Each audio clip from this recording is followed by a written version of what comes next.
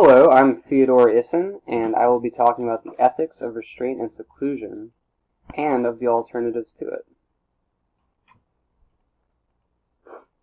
The inspiration for this paper was an opinion piece published on Behavioral Science in the 21st Century website by a special education teacher, Clelia Sagad. This paper begins with the assertion that we cannot expect behavior change agents to be skilled in evidence-based practices when they are also able to engage in low-skill reactive procedures, which is a reference to restraints and seclusions. She covers 5 main considerations following this thesis that people should use before using restraint and seclusions. One is that they are not function-based treatments and they do not treat target behaviors. This is Sagad's belief. One is that restraints and seclusions damage relationships between the behavior change agents and the individuals with which they're working and make it more difficult to build rapport.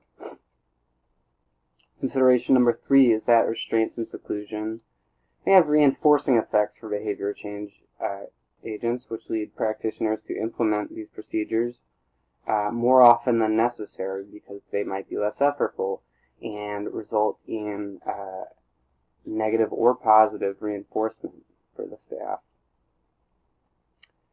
The 4th consideration is that restraints and seclusion procedures have in fact led to injury or death.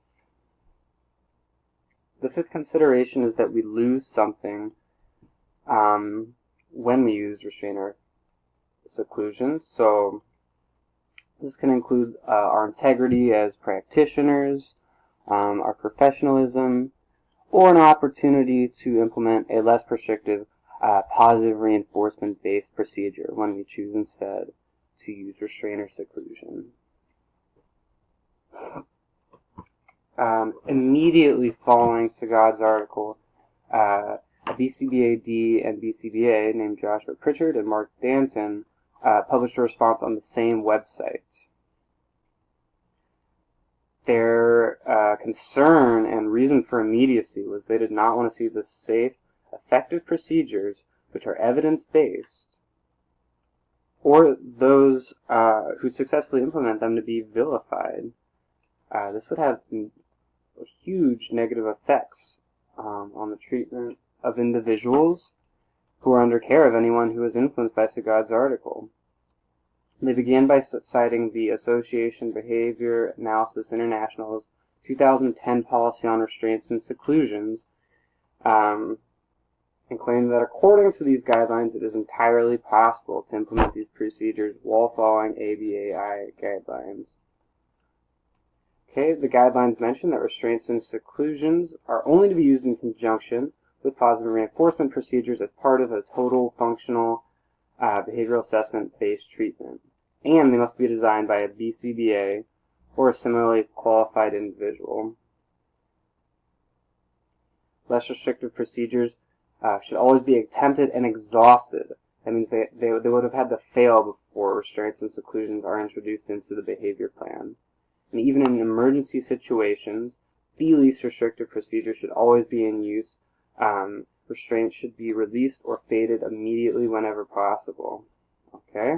And before they are in use, the risks of using them should be considered, as well as the risks of not using them, of which there are many. Before using these procedures, consent still needs to be acquired from whoever is making decisions for the individuals impacted, as well as approval from oversight committees such as a human rights committee or a peer review committee.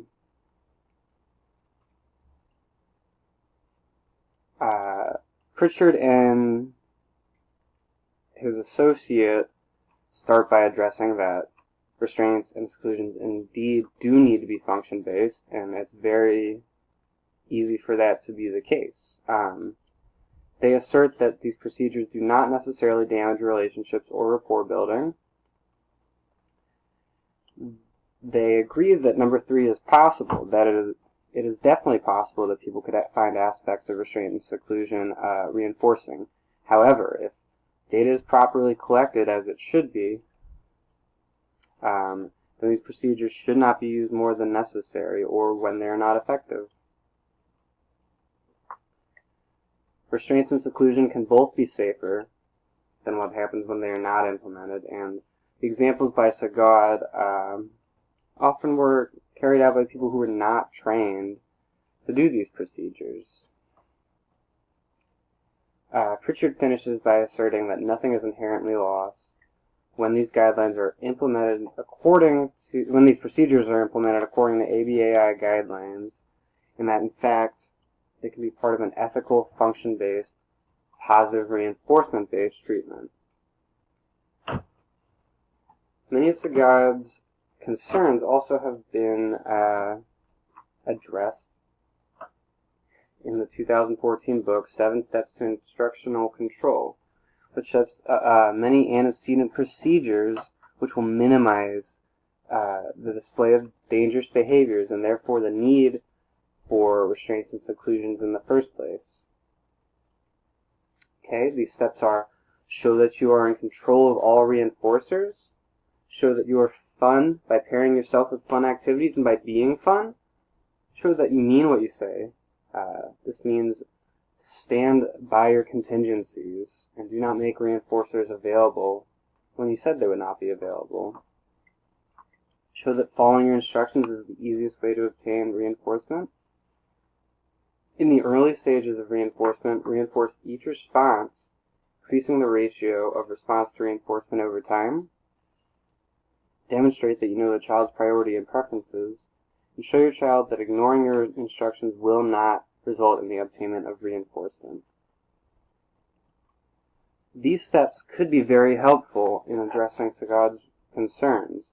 For instance, showing that you are in control of reinforcers and that following your instructions is the easiest way to obtain them will reduce aggressive and dangerous behaviors over time by making them much too effortful when they will not result in the desired reinforcement.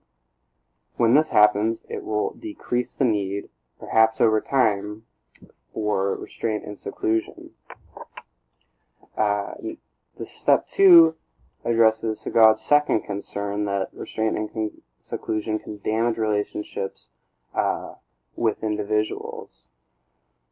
While this may be the case sometimes, just as is the case between parents who sometimes punish their children, you can counterbalance this by pairing yourself with fun activities and reinforcement as frequently as possible. This step 5 addresses reinforcement strain and also minimizes the likelihood of aggression that may often occur with reinforcement strain.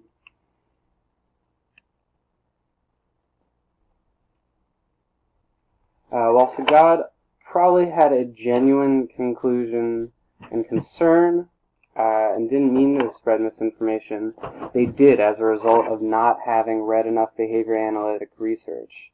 In doing so, they are dismissing procedures which are often the safest and most effective procedures. This is some of the danger of publishing non-scientifically validated works. Thank you.